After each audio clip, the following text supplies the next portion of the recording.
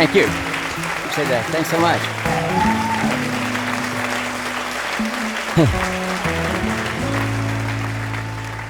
So I'm so grateful that you joined us. I actually, as you remember this phone call, it was like I was asked by the team, who would you want to most talk about storytelling? And I call you out of the blue and I say, so could you come to this little conference we're making? It was a quick yes, wasn't it? Yes. It's been great too. Yeah. I mean, I've been able to attend, and I'm sure everybody here can agree. It's just going great. Yeah. Good job. So before we kick into some of the storytelling stuff, you've been here both days. Yeah. You are, of course, a master storyteller, but you're also an entrepreneur, right? Having started Imagine Entertainment with Brian Grazer. Exactly. Yeah.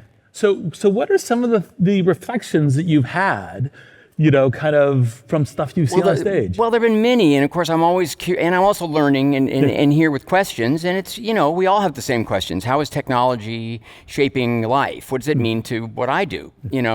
Storytelling. And something popped into my head this morning, and I hadn't thought about it in ages and ages, but there's an interesting path with some ups and downs. So in like 1999, Brian and I, along with Spielberg and Jeffrey Katzenberg, we launched this thing called pop.com. In fact, Paul Allen was an investor in it. Yes. And we were going to make short form entertainment for the internet. 1999. Sound familiar? And we launched a little studio. We put a small amount of money into it. Started making stuff, experimenting. What could we do? What could we do with the camera? The broadband made it kind of tricky, and no sponsors would support us whatsoever. And we failed. It was kind of bleak. But I'd been very interested, because part of what I was trying to do was kind of generate content and sort of see what we could do, especially in the comedy world. And I'd learned a lot about sort of what was going on away from Hollywood. And I took with me this sort of instinct about a new aesthetic that you could apply to comedy. And I went to Mitch Hurwitz. And I said, I think we can borrow from this kind of reality television. Then Cops was a show that was following people around with handheld. But also, I think we can get the latest and greatest small, really easy to operate and deal with cameras. And I think we could do a family comedy out in the world. Don't be locked into any one set. Shoot it with these two cameras, very, extemporaneously, with a lot of energy. We can have more comedic density, and that's the sensibility. And he said, you got the aesthetic, I got the family. They're nuts. They're my family. And that became the Bluth family, and it became Arrested Development.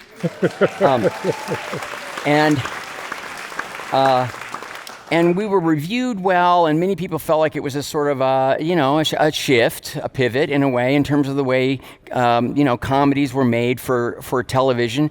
We were successful. Our numbers were only okay, but man, we had a fan base, and we won the Emmy, and we were just going great. And I just felt like, wow, this was great creatively. It was exciting. It was also going to be, lucrative. This was just going to yield. This is going to be a cash cow for Imagine and for all of us.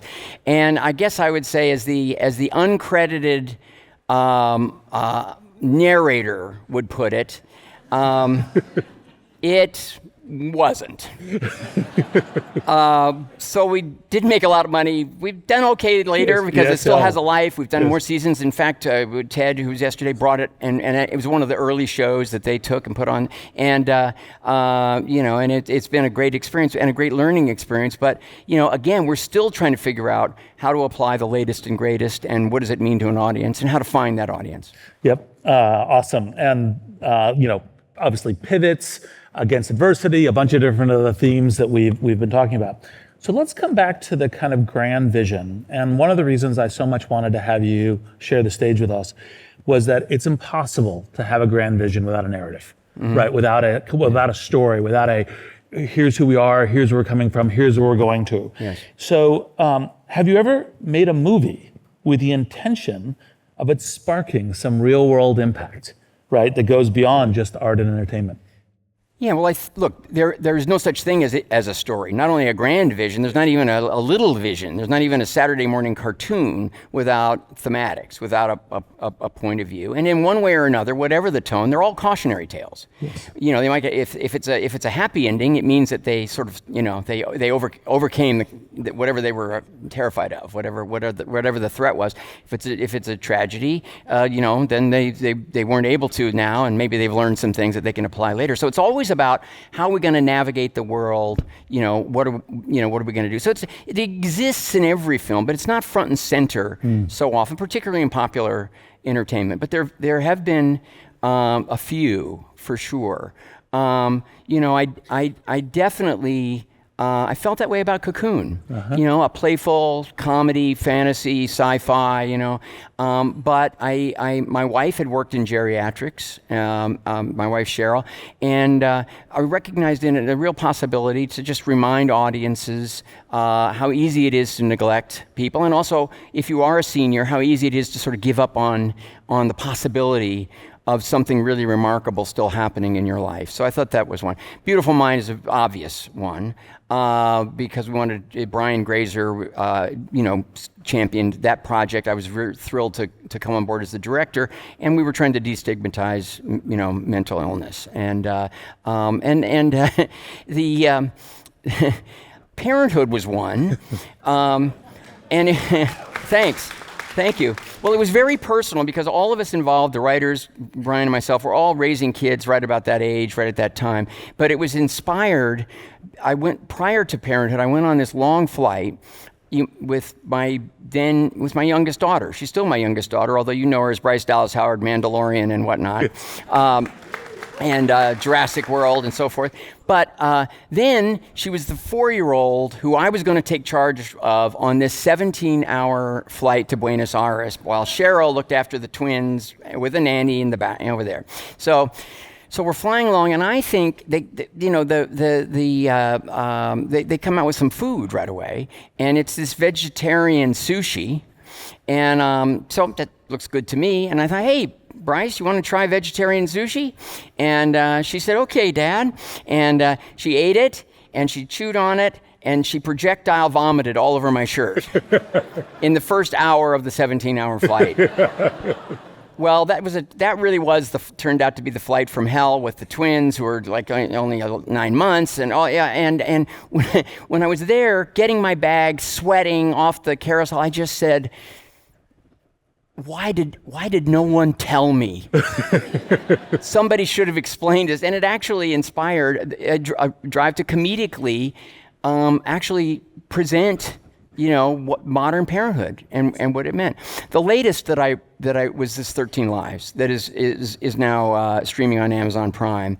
It's about the rescue of the soccer team in Thailand, in the Tam Luang cave system in Thailand. And I saw this script.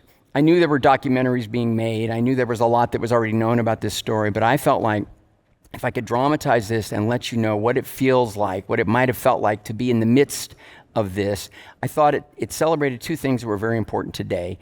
One is cooperation, international cooperation, across boundaries, ignoring political differences and so forth. And the other is volunteerism, because most of the people who really moved the needle in that event did not have to be there. And yet they were, and they worked it out. And it's a great, great case study. And I was really honored to be able to tell their story. Yep. Well, one of the reasons why I was and am so enthusiastic about you joining is because you've made so many of the stories in the human films that I have felt were important for remembering these kind of our life past, our aspirations and diversity. And so I want to make sure we touch on Apollo 13.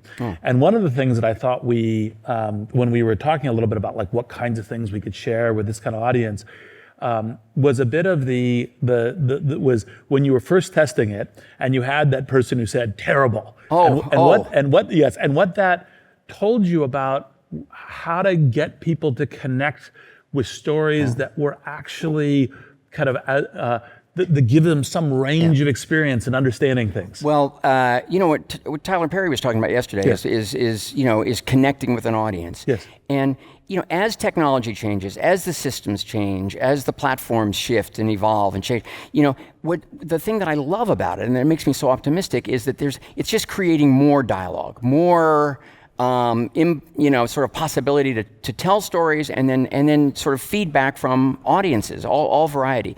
In this case, we were testing the movie for the first time, and it was a cold test, meaning the audience knew nothing about the movie. They didn't know what the movie was going to be. They just showed the movie, and so nobody knew anything about it, and it played great. I was so relieved. We still had storyboards and animatics in there, but it was still it just played so well. I was thrilled.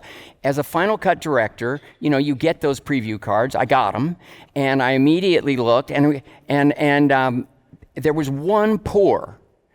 So that was obviously the first one that I went to, and I looked at it, and I will never forget it. You're right. It was a 23-year-old Caucasian male.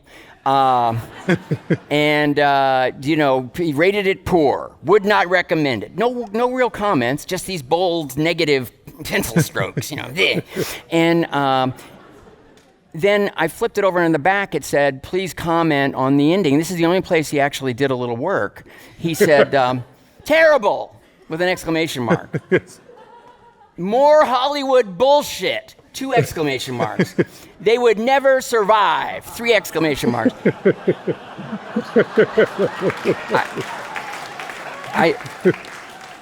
I said, this is why you tell those stranger than fiction stories, because it liberates you to actually tell outlier stories, that ought to be implausible, and yet they happen. Now, another thing, just talking about technology and sort of what streaming has meant recently. Yes. When we tested 13 Lives, which even though it was going to go to a streamer, we still did an audience preview. And on my way to the Orange County, California, mainstream audience, I thought, I insisted upon absolute maximum cultural authenticity. And that means the first 9.5 minutes of this movie is all in Thai and all subtitled. I don't know how well we're going to test in Orange County with this. And got there, the movie played. It even tested higher than Apollo, to be honest. It was the highest testing movie I've ever had. And when we had our focus group, they brought up subtitles. And they said, did the subtitles bother you? And they all said, Squid Game, Narcos. No, they now recognize that that in that extra measure of authenticity, cultural specificity, that's entertaining. It's another brand of entertainment. That's something that they expect. And, that's evolution coming that informs a filmmaker, emboldens storytellers, and that's exciting. Yeah.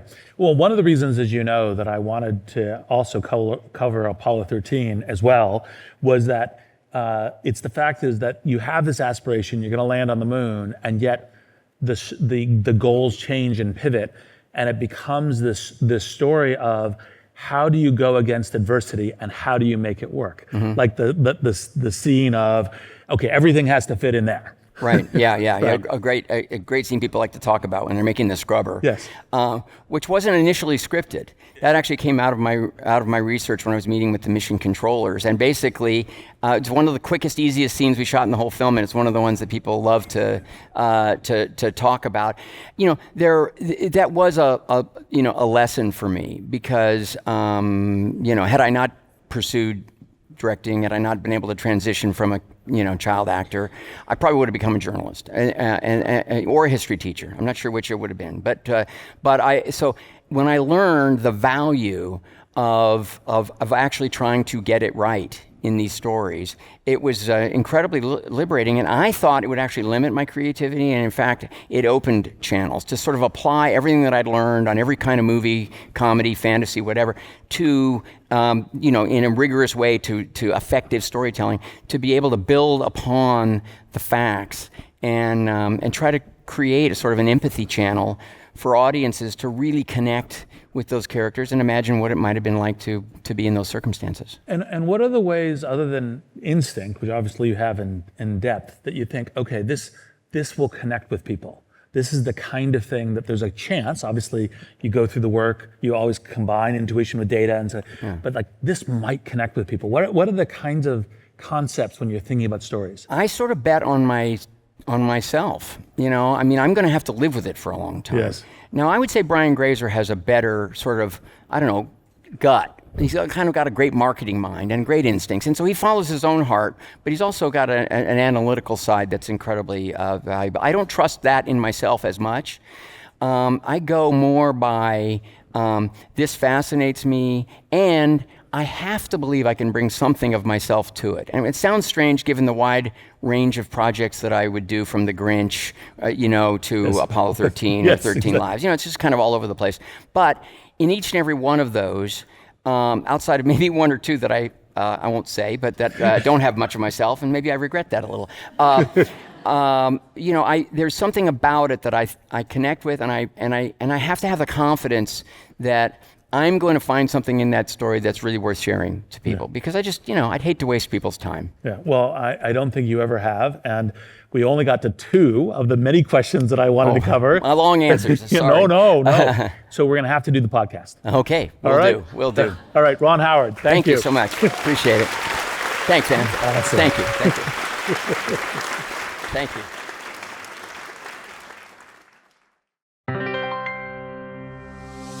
What's said at the summit stays at the summit.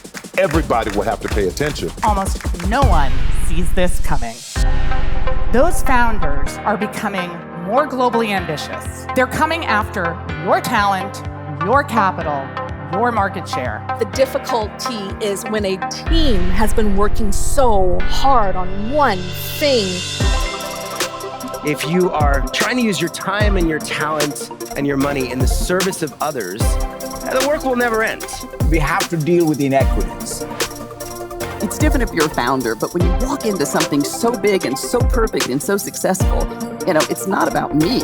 It's about me becoming a part of it and just evolving it and making it better.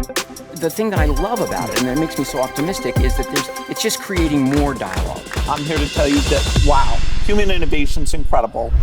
This is Masters of Scale Summit.